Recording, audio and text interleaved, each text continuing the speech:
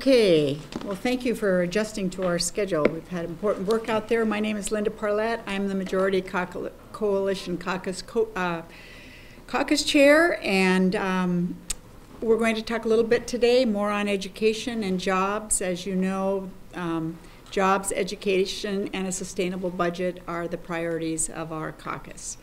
And we've had a lot of fun in our caucus. I have to tell you, it's fun to have a couple of fellows with a different point of view. If you're outside the halls, you might hear us laugh a lot. It's much more fun this year than I even imagined. So let me give you just a few statistics that you might be interested in. We have passed 39, other than what we did today, 39 out of 117 bills passed the Senate are from the minority caucus. So that's exactly 1/3. 84% of the members of the Senate have passed a bill, and our Education Committee with Rosemary McAuliffe and also the Ways and Means Committee with Senator Hargrove have remarked on the bipartisanship, and we have honored our commitment to keep up that good collaboration. So I would like to introduce you to Senator Bruce Dammeier, who will probably talk a bit about education, and also Senator John Braun, who will tie in the connection between jobs and education. Go ahead. So I'm Senator Bruce Dammeier from the 25th District. I happen to be the Vice Chair of the Early Learning and K-12 Committee, and that's probably the hat I'm wearing here today. This is Education Day. If you didn't catch the apples on everybody's desk, we thought that was a nice little touch to kind of get us going. From my district. Yeah, especially recognizing the Wenatchee contribution. What you saw today and what you're going to see this morning and you're going to see this afternoon is really some marked change for the state of Washington. It's about, the McCleary decision was very clear about funding, but it was also very clear about reforms. The court, even the court recognizes that funding alone is not enough. And you've all seen those quotes. So this is about the reform pieces. This is about what are we doing to get different outcomes for our students. And it's going to be a very student-focused day. You'll see some bills, like the first two, that will be tighter majorities, and you'll see some bills that will be larger majorities. What you won't see this afternoon, I doubt, is any that will be, I guarantee you won't see any 25-24 majority that is only carried by the members of the majority coalition.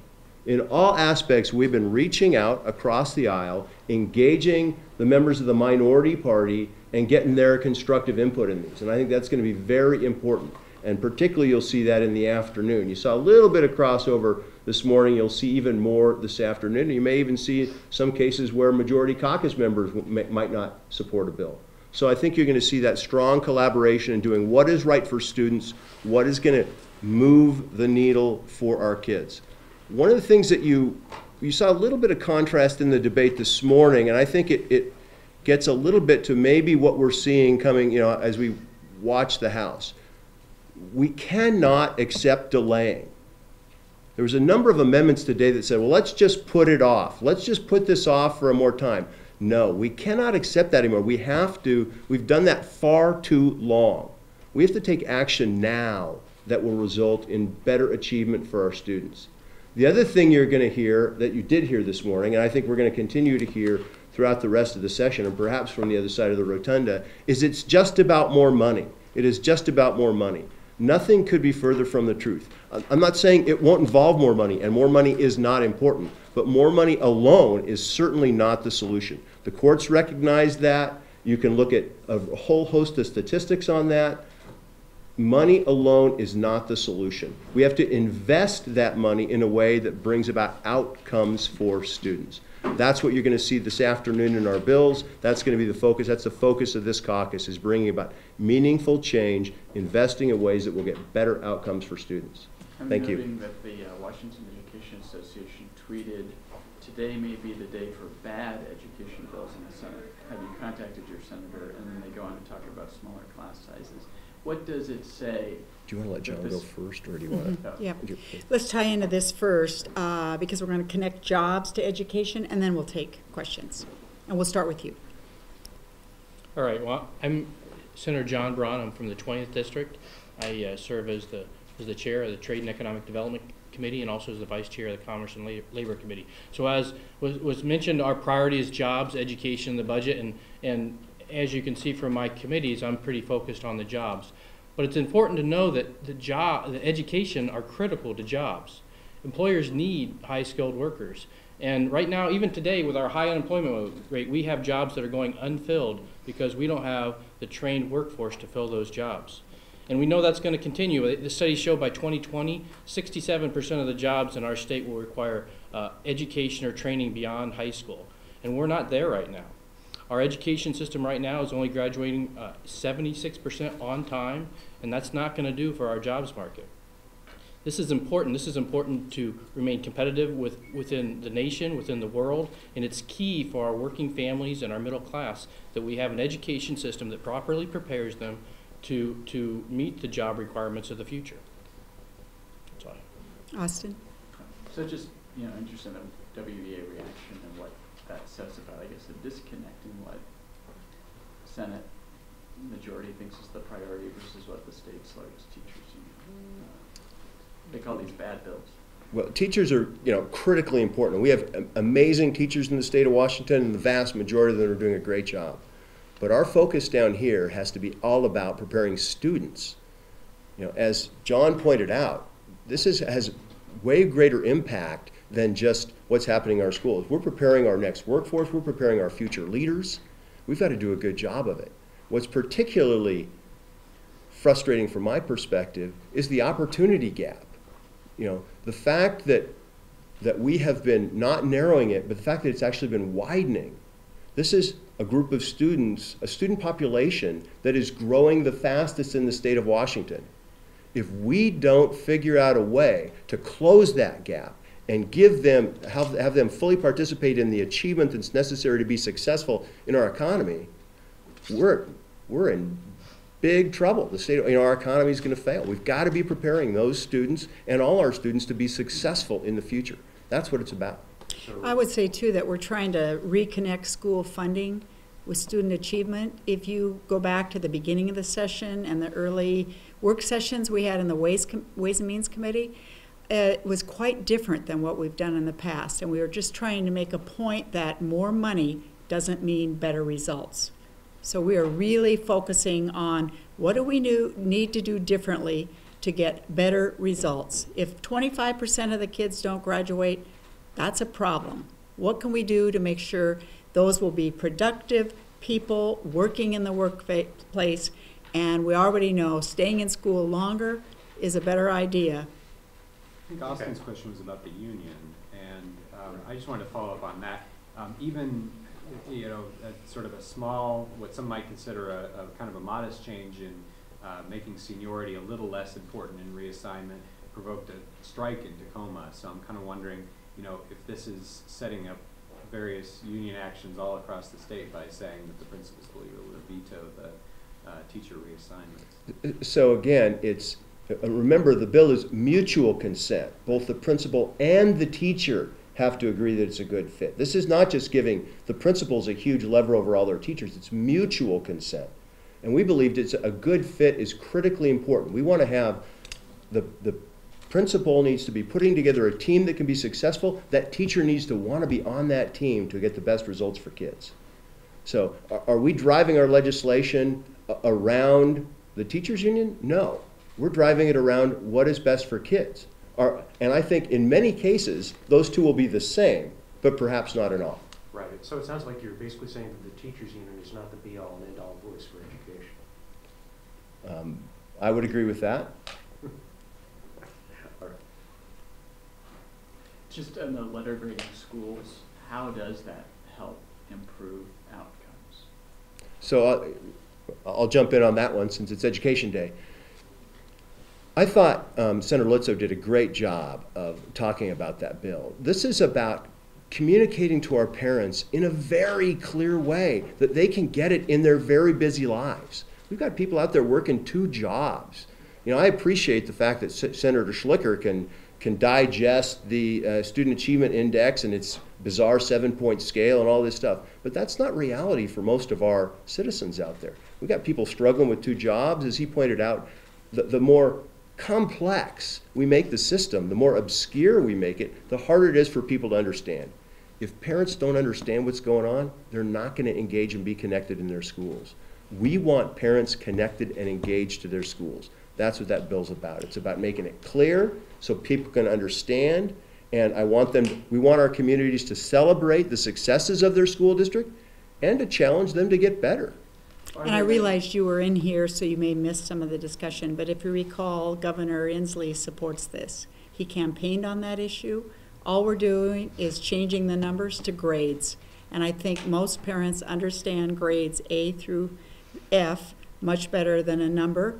There was a comparison by Senator Tom. You know, in golf, a low score is good. In basketball, a high score is good. So, you know, we all know A through F, what that means when regards to school systems. It shines a bright light for good, you know, to celebrate and to challenge. I mean, when your child, Austin, your kids are still a little bit little, they're not quite in school yet, but I tell you, when my kids are in school and they bring home, you know, a C+ or a B-, we sit down and we talk about it. We talk about, did they do their best effort? Why did they get a B-? What can they do better? What can we learn going forward? Those are the same conversations we want going on in communities around a school. But if a school gets a D, what obligation do you have to do something? To help them. Well, obviously, there was an amendment that was hung, a great amendment by Senator Billig, that says if a school gets an F, then they become part of the required action district.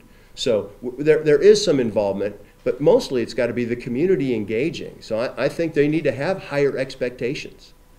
That's what it's about. I visited Parlette Elementary about 8 years ago as a school board member, and the principal talked to me about that he had very involved parents, and implied that to some degree there's a real plus with that, right? They're involved, they're engaged, they're helping out, a lot of parents at the school, but they also had very high expectations of that school. And they were pushing the envelope of the teachers and the principal. They wanted the best for their kids. That's what we want, is that kind of an involvement everywhere in the state of Washington. I guess I just wonder, under the scenario you proposed, that the parent is working 2 jobs, they see that their kid's school's got a D, they may say, well, I'm not surprised, I knew that already, my school is not a top school. You can just tell that from any number of other, just by knowing the school. And I don't have time to devote to help, have this be a call to action so the community gets involved. So I guess, and because the focus in this building nowadays is so much about evidence-based, where's the evidence that grading schools is going to result in a school getting a poor grade, the community rallying, and the school in 3 or 5 years down the road then gets an A or a B? I've served on a school board before too, and although the parents may not have time to get involved, I certainly think they would take the time and pick up the phone and call a school board member and say, what do you mean this school that I send my 3rd grader to has got a D? I mean, I think the school board would feel a bit of pressure and step in and try to work harder to bring those grades up. We do so many things to confuse, to make, edu-speak. We do a lot of things to make it hard for parents to know what's going on. This is one step toward making it clearer and better. And I think there will be, that parent of the D, perhaps they'll say, what can I do? I need to expect more of my school. Can I, get involved with somebody in the neighborhood who has more time? Can I support them? Can I be there more to be engaged? It's amazing how sometimes people get involved and get them connected. What else are we going to be seeing later this afternoon in terms of reform agenda? Well, we've got a series of bills. You're going to see academic acceleration. You're going to see a bill focused on, which is a bill that says we want to expect more, and the default option is more rigor for our students. Let's keep them moving forward. We want more for our students. You're going to see a bill that looks at taking evidence-based practices, right? Stuff that's proven, and let's bring that into particularly how we help our students that are struggling or who are behind. Let's find evidence-based practices to make sure they are improving. Also, the same thing, evidence-based practices to make sure that we're helping our students who English isn't their first language, to help them learn English as effectively as possible and as quickly as possible. You're going to see a bill that I'm pretty familiar with about third grade reading, emphasizing the importance of third grade reading. That's a pivotal point in education, and we need to make sure that our students have that strong foundation in reading before we promote them. You're going to see a great bill by Senator McAuliffe talking about some key indicators of what we can look at to see whether our broader education system as a state is successful. Those are all some great bills that are going to be coming out. I wanted to just switch subjects just for a moment, because we've also been covering the death penalty abolition hearing in the House today. But I wondered if just among your average constituents, when you're at meetings or when you're talking with constituents, do you hear much at all from your constituents about abolishing the death penalty? Senator Parlette, I'd start with you. I've received a few forum emails, and I can't remember the organization behind it, but there's been no discussion from my district. That wasn't promoted by some organized group. And your district? Very, very little. I mean, I get things that relate directly to our priorities, jobs, education, the budget. And those aren't our priorities by accident. That's the things we hear about from the public. I spent a lot of time on the campaign trail this last summer, a lot of doorbelling. Nobody brought it up during the campaign. Wait, have you made any progress on funding, and do you turn your attention to that once these bills are moved off the floor? Funding clear? I would say there's a lot of work going on in funding all along. Senator Hill has been doing a lot of work on that, and I would expect, and that's part of this, is laying the foundation. As I said before, we want to make sure that we're investing our additional resources in ways that get outcomes for students. And that's kind of one of the big differences. We're not, I would say that we're not content to just blindly walk down the 2261 path. We want to make sure, we need to validate that what we're doing is going to have an impact for students. I was intrigued by something you said just a second ago, that one of the items that's going to come up, presumably with your approval, you're going to pass a Democratic bill from McCall. So I'm wondering a little bit about, basically Democratic input into some of these ideas here. Oh, there's been a lot. First of all, I think this afternoon you'll see 3 bills with Democrat sponsors this afternoon. And there has been a tremendous amount of bipartisan work done on kind of all of these bills. Even the bills out there today had a lot of a discussion behind the scenes, but you could see the votes were kind of narrower majorities. But the ones this afternoon, I think you're going to see that are the product of a lot of good collaboration in the Senate. I think everybody wants what's best at this point, and I think that is really going to show in the bills that you're going to see, and in the vote counts. Right. I was curious about the breakdown on that first vote where it was, let's see, I believe 23. 23. Basically, were all members of the majority caucus on board with that one, or? I think we had one not vote with us. Right, just one. Okay. Which one was that? Do you remember? Senator Do you know? Pearson. Senator Pearson. Senator Pearson. Senator Pearson? Okay, so that means that 2 Democrats must have gone over. Senators Hobbs and Hatfield, I think, came over with us. Okay. In your quest to get more mileage out of every dollar you put into the K-12 system, do you see these this package of reforms, everything you're going to do, actually reducing the amount that you will need to put in to satisfy the Supreme Court and McCleary decision? Or does this, you think, replace or substitute the amount of new money that the task force has speculated could be as much as 1.3 billion or 1.4 billion this biennium? So, Brad, I guess what I would say to that is we owe it to ourselves, we owe it to our students, and we owe it to our taxpayers to make sure the money that we're putting in now is used to greatest effect. The great examples of that are in the Hargrove bill, what's called the Learning Assistance Program and the Transitional Bilingual Instructional Program. Learning assistance is aimed at struggling students, right? We've put millions and millions and millions and millions of dollars in there, and we don't have any real evidence that it's actually benefiting those students. We've got to do a better job with that. When you look at how we teach students who don't have English as their first language, how we teach them English. We've got some schools that are teaching a child English in 3 years, and in other schools it's taking 6 and 7 years. Okay, we've got to do better than that. There's no way. So we've got to make sure we're using our existing money well, and then talk about investing more money. But do you think this changes the equation at all in terms of, or are you It's the still goal. looking at upward of 1.4 billion? Is that what you're looking at? I would say we're still looking at a significant investment. I'm not comfortable talking, you need to talk to Senator Hill at a certain point when we talk about the exact numbers. I don't want to kind of prejudice him, but there's a lot of different solutions that he's working. And it will be significant investment. There's no question about that. We just got to make sure it's a good investment. You mentioned working well with the minority in the Senate. How are you working, or are you working with the Democrats over in the House? They haven't taken up your capital budget that you sent over on education.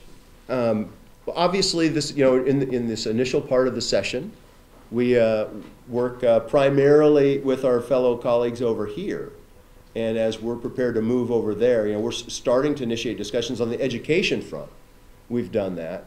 And I have, with respect to the school safety bill and the school bond bill, disappointingly, I have had conversations with the committee chair over there. I have said I'm very disappointed that we're not moving those things as expeditiously as we should. We have a great opportunity there to do something good for everybody in the state of Washington, and I'm frustrated that it tends to be being held for things that are probably motivations that are other than necessarily what is the best for the students in the state of Washington. I think if there was a discussion with the capital budget chairs in the House to let them know, we're still talking about a capital budget. I mean, maybe there's a fear that if you do this related to education, there won't be anything else. We haven't had that discussion. Perhaps that's a discussion that should occur. But really, when we talk about our economy right now and the need for jobs, there's real value in getting that school construction money out, because that means jobs in a lot of communities. Can they start, though, before, does it make any difference when it passes, as long as it passes in 105 days, as far as when the school districts can start their project? Depends on every school district and how ready they are. Last year we had money in the budget for the Grand Coulee Dam School District. Their goal is to have those kids move in September 1st, 2014. That was a project ready to go. There may be others out there in the state that I'm not familiar with, but obviously they're on the list, and that's why we passed this. And in Puyallup, when we ran our bonds, when we did our buildings, we wouldn't count on the state match because it always comes in late, pretty much after the project. So as soon as that money's available, that frees up new money to go do another new project that you're funding kind of locally when you apply that state match to the project that earned it. So it does get work going. As soon as we can get it out there, people can get to work. Again, I mean, last year, looking at the Grand Coulee Dam School District, we had to really work with OSPI because this was uniquely different, where a school district was truly ready to go, and sometimes it takes a while to wait for the state to get ready. Maybe this is a good education that when you put things forward, it's the shovel ready that we've heard about, because if there's anything that's going to help the economy, it's to start getting jobs out there throughout the state. While you're working so hard to buttress the school system and potentially put more money into it, the federal sequester cuts are taking away money for such things as early childhood education, about $9 million. Do you foresee the legislature, the Senate here, wanting to kind of backfill that money? Brad, I think we'll have to wait and see. I think the total dollar amount for the whole operating budget is maybe $100 million. We're not quite sure. But by all means, we're going to look in different areas. Some of our rural schools depend on impact aid. We'll have to look at that. I'm not sure how soon we're going to see this impact, but I think for that one, it's going to be the next school year. Yeah, we'll have to look at it. We have enough challenges of our own. I hope we don't have to bail out the feds. They'll just print more money. Can you just speak to the Brian Rosenthal story from a couple of days ago, that basically you had to scale back your education agenda when you realized it ran afoul of two things: local control and a sort of strong history of that in the state, and I think specifically the state takeover of schools, and then cost concerns. I know your third grade reading bill changed dramatically in the last couple of weeks. Have you had to scale back to confront realities, political or otherwise? So I would disagree with Brian's characterization. I would say that we have worked to perfect legislation. We have worked to make sure we're doing the right thing for the students of the state of Washington. There are always times when I've introduced several bills, at various times when I thought it was a great bill when it started, and then I learned a lot more about my bill as it went through the process, and it may not have been such a great idea. In this case, I think the bills that you're seeing today are evidence that we are not scaling back. We're moving forward. We're challenging the status quo. We're looking in some cases for what I might call disruptive change. The opportunity gap that exists is so persistent in the state of Washington needs disruptive change. We have got to bring about a different outcome for those students. Now, I think contrast, I haven't, you do the comparison with what we're running today with comparison to what's coming out of the other side of the rotunda. You tell me who's leading on education. You tell me who's scaling back. But what about the idea, again, going back to that school that gets a D or an F? And under your original proposals, I understand it, the state could have then stepped in and said, that's a failing school. That's not acceptable to anybody. State superintendent district takes over. Today, now what you're saying is you basically have to hope that the community rallies around the school and puts pressure on the school. The state school and the state superintendent district bill will be up this afternoon. Now, I will tell you there is, we are working hard, and we have worked hard, and you'll see kind of the final today, but that's a difficult issue when you say, what do you do when you've got a school that is failing, is at the bottom of the bottom, then goes through a required action district process for 3 years, then what do you do? That's a difficult question. We are all strong local control people, right? And to say you're going to give it to the superintendent of public instruction, there's a valid question to ask. Well, why do we think that would be better? Senator Braun, I think, raised up a great issue on this one. He said maybe we need to develop turnaround expertise in the superintendent of public instruction's office where that we can use them to go in and leverage where we have schools that are just persistently struggling. I mean, there's a lot of good ideas that are being kicked around when you're down to this kind of final. There's not an easy answer. Nobody wants to go there. Ultimately, we're talking about potentially closing a school. Those are difficult issues. We should struggle with them. It shouldn't be easy. Do you like the charter school committee makeup that was announced today? The group of people that was appointed by the governor and the speaker and the lieutenant governor? I've been busy. I haven't seen it. I haven't seen it either. Seen it.